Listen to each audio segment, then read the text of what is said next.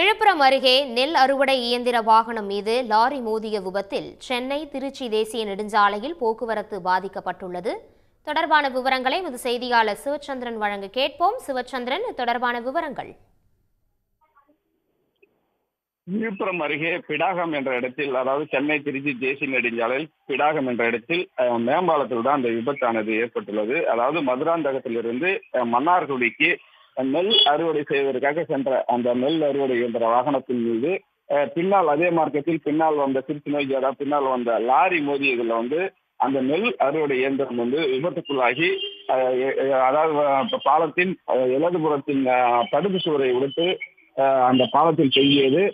உடனடியாக தகவல் அறிந்து விரைந்து சென்ற விழுப்புரம் தாலுகா போலீசார் அந்த நெல் அறுவடை இயந்திரத்தில் சிக்கிய, அதாவது ஓட்டுநர் வினோத் உள்ளே சிக்கினாரு. அவரை சுமார் ஒரு 30 நிமிடத்துக்கு போராடி அவர் காயங்களுடன் மீட்டு மருத்துவமனைக்கு அனுப்பி வைத்தனர். இந்த விபத்து காரணமாக அந்த சென்னை திருச்சி தேசிய நெடுஞ்சாலையில சுமார் 45 நிமிடம் போக்குவரத்து பாதிக்கப்பட்டது. இதனால் போக்குவரத்து போலீசாரும் ரோந்து போலீசாரும் பார்த்தீங்கன்னா அந்த போக்குவரத்து மாற்று வழியில், அதாவது திருச்சி டு சென்னை சாலையில் ஒரே சாலையில இருவழி பாதையாக அனுமதித்தனர். இதனால் அந்த பகுதியில் ஒரு 40 நிமிடம் போக்குவரத்தும் பாதிக்கப்பட்டது.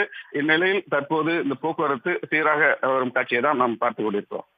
உடனுக்குடன் செய்திகளை தெரிந்து கொள்ள சன் நியூஸ் பெல் ஐகானை கிளிக் பண்ணுங்க.